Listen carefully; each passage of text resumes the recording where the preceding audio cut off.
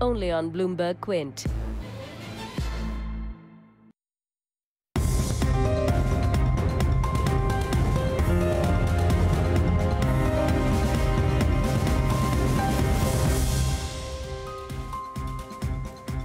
Hello and welcome to Hot Money on Bloomberg Quint Live, India's first digital live streaming business news service. This is a show which gets you a complete wrap of all the stocks that are buzzing in trade. I am Darshan Mehta.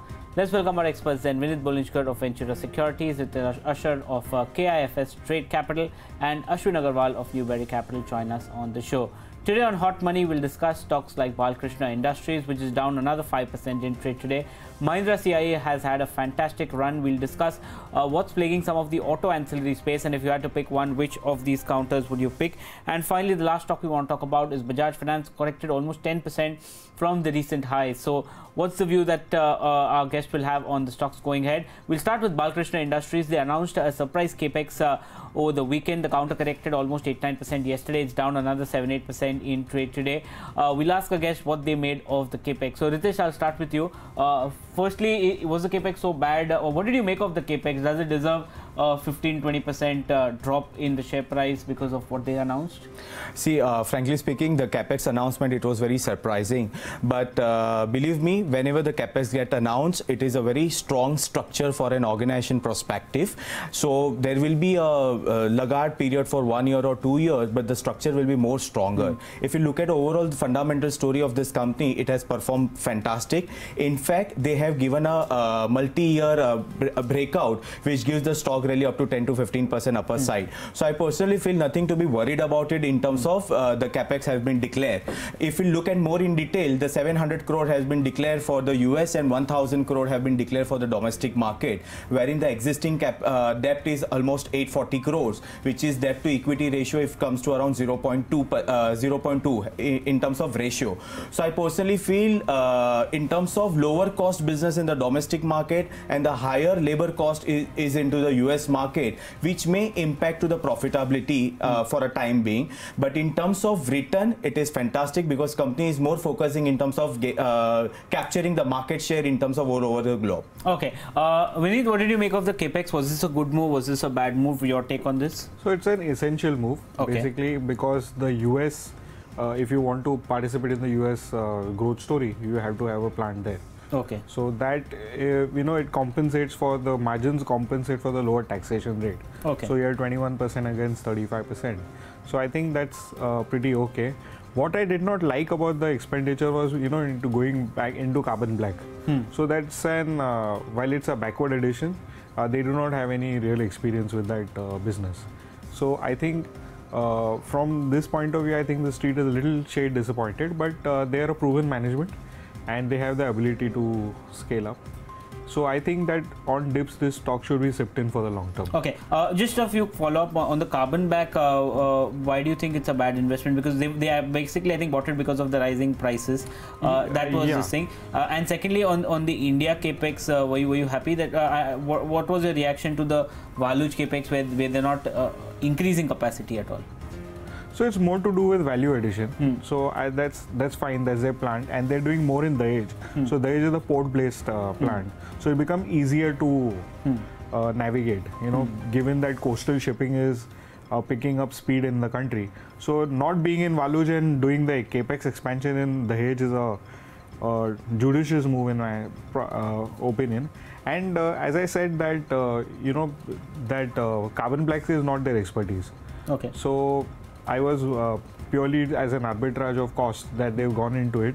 We need to see how well they can manage to put up the plant and run it with efficiency. Okay, Ashwin, your view on the Capex that Balkrishna announced. Would you buy at these levels? It's overdone. What's your view? So I wouldn't buy at this level, but I think more likely the Capex was just the trigger for the correction in price. It's an excellent company. They have the highest margins amongst tire companies.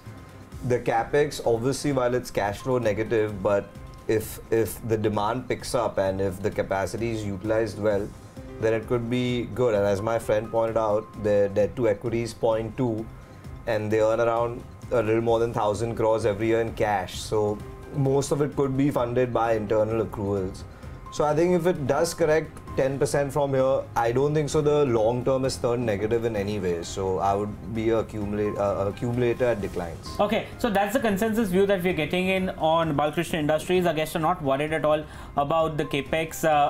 It should be bought in the decline is something that our guests are talking about. The next one we want to talk about is Mahindra CIE. It has a fantastic run. It was trading, even on Friday, it was trading at record highs. It's cooled off a little from the highs of there, but the move has been very, very strong. Will this momentum continue? We'll ask our guest. Vinit, Mahindra CIE, is it a stock that you like? Yeah, I think they've got good growth prospects, not only in the European markets, but also in Mexico. You know, they're operating at 50% capacity. Their growth is strong. They won few clients in the European region. And even in the Indian region, they added 3 domestic clients for gears, crankshafts and other products. So I think it's a very good story, going at about 15 times FY20. So I think that can be bought into. Okay, Ashwin. I don't track the company. Okay, and what about you, Ritesh? Do you like Mahindra CIE? Yeah, definitely. If you look at the overall sales structure of this company, it is 40% sales is coming from the domestic market and 60% is coming from the Europe market. It is all about the international market. The biggest advantage what company is getting right now is for the rupee depreciated. Okay. So because of they are exporting almost 60% of the total sales. So that is somewhere benefited in terms of their overall EBITDA margin. If you look at overall consolidated EBITDA margin, it comes to around 14.9%, wherein the domestic market has already performing around 16.7%, and the international has grown from 13.5% to 14.3%.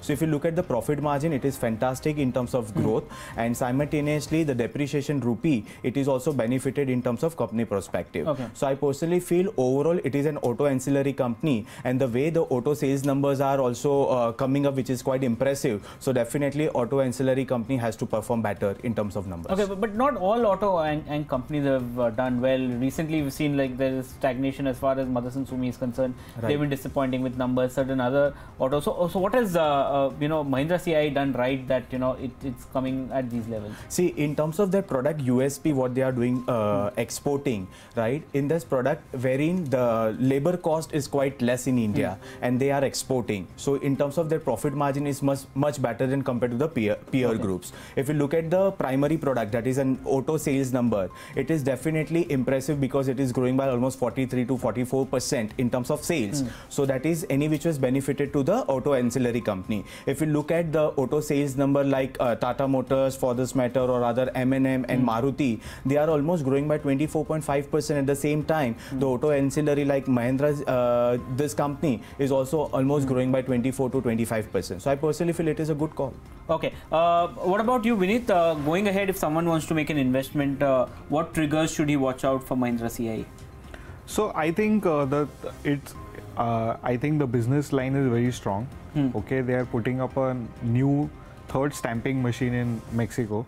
So while they're at 50% Capex, they are doing another 50% Capex. And what is important is that despite doing a lot of Capex globally, okay, India, Europe and Hungary, Mexico, their debt, they've repaid debt. So, from 1,000 crores, they come to 850 odd crores of debt.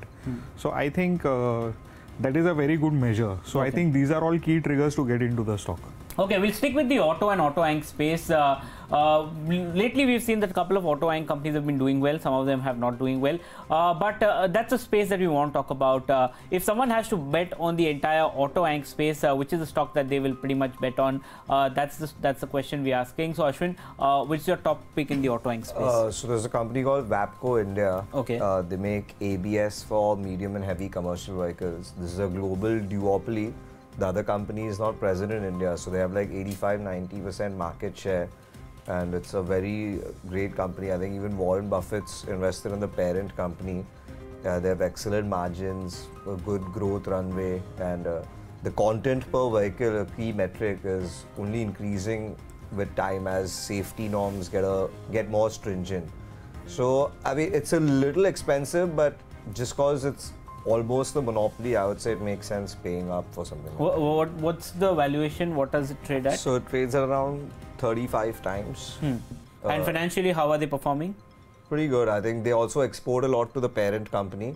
So whenever the Indian MHCV cycle, because it's cyclical, if it goes through a low, they increase the export. So I think it's performing. I think they've increased their earnings every year, even though the cycle was negative. So it's a really good company, I would say. Okay, and Vinit, I believe you like Apollo Tyres in the autoing space. Yeah. What makes you bullish on it? So they're expanding capacities. They're putting up in Hungary and in India also they are expanding capacities. So I think earnings will double over the next 2 years. So that's a very pretty positive thing, you know. So today it might quote at 22 times, but I think it's FY20, it's about 12 and a half times. So you're getting a good company with high growth rates below the market PE. Okay, and the auto segment has been doing well, and you have the insulation of being a global player. Okay. So they are modifying the capacities in such a way that what they were exporting, so the Indian capacities will be used to cater to the domestic demand, and the Hungary capacity would be used for the global markets. So that's what I like about the stock. So all metrics are going up. Okay. Returns will improve, capacity is coming into play. So you're at the right time getting into the stock. Okay. And one more thing I'd like to add is management has been a recent buyer in the stock at current price. Yeah. So that builds up your confidence where the owner's skin in the game is going up. Okay, so that's the view. Apollo Tyres, WAPCO, and your pick in the autoing space? Auto ancillary, I would like to bet on Lumix Tech. The reason of auto ancillary, first of all, I would like to add on, it will be followed by private vehicles, car, and the tractor sales numbers are increasing. So in terms of OEM and the replacement of the tools, that will be a higher margin. If we consider the OEM margin, it is quite lower compared to the replacement of the equipments. So I personally feel replacement of equipment will also add to the margin. Come back to the Lumix Tech, it is basically revenue has been shoot up by almost 43%.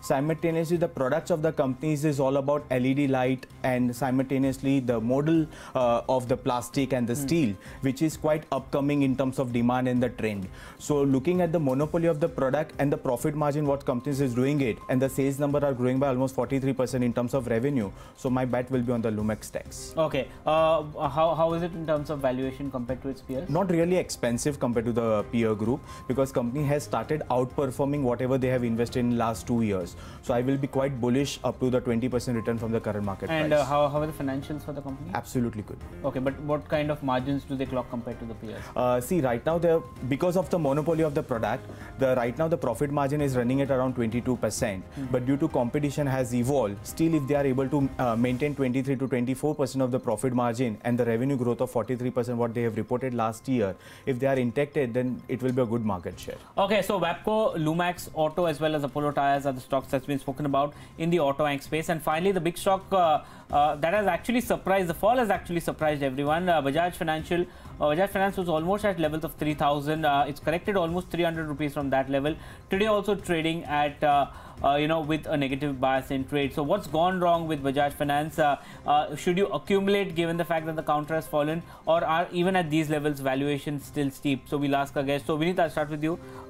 Expensive, what should one do? If it's given an opportunity to someone who would look to invest in this thing. At the same time, it's still expensive. Which side are you on? If someone's looking to play Bajaj Finance, what do you recommend? So I think it's very, very expensive. Okay. And when it was close to 2,900, it was some 7-8 times book on a trailing basis. Right now, it's quoting at about 6.5 times FY20. So I think these, the consumer finance boom has played out, and they're now getting into other diverse areas where I think the NIM will come down a bit. Okay. I think 100 bips NIM could come down, possibly because product mix will change. Okay. And also you have cost, we are in a rising interest rate scenario. Okay. So there could be a little bit challenge on the cost of funds. So it could go up by 50-60 bips.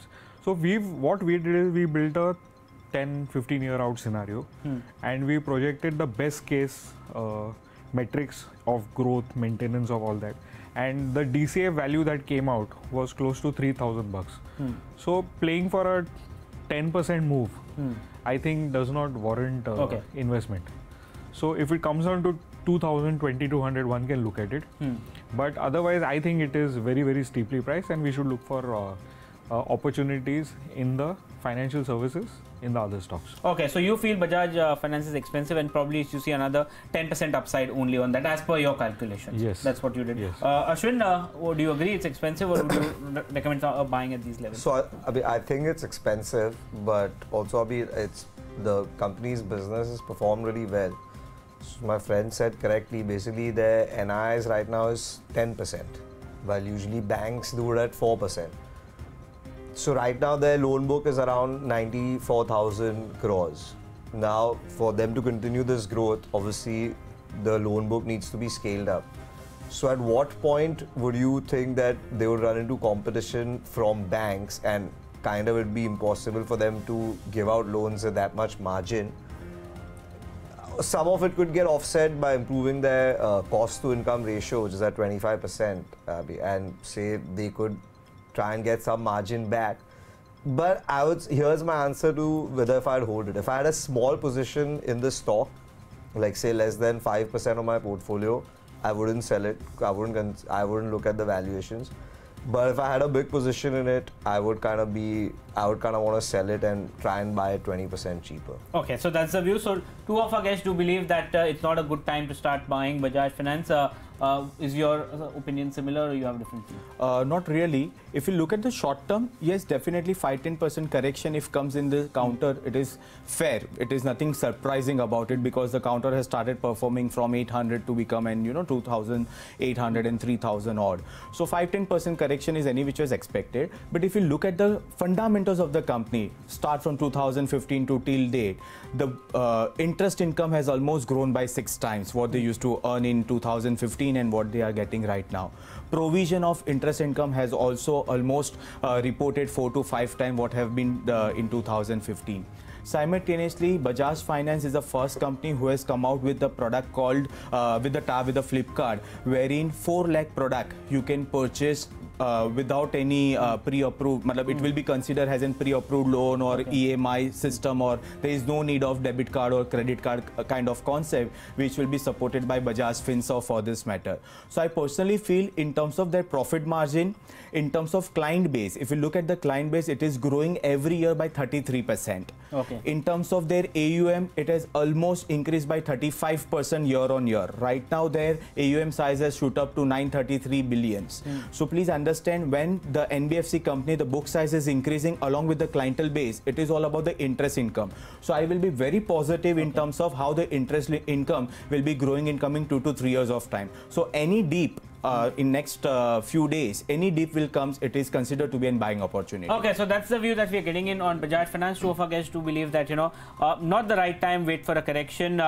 Similar is the case that, even Ritesh spoke about, buy on dips is a strategy that's been spoken about on Bajaj Finance. But with that, we are completely timed out on today's Hot Money. Ritesh, thanks so much for coming in. Vinit, Ashwin, thank you so much for coming in and joining us on the show. Ask BQ comes up next. Stay tuned to Bloomberg Quint.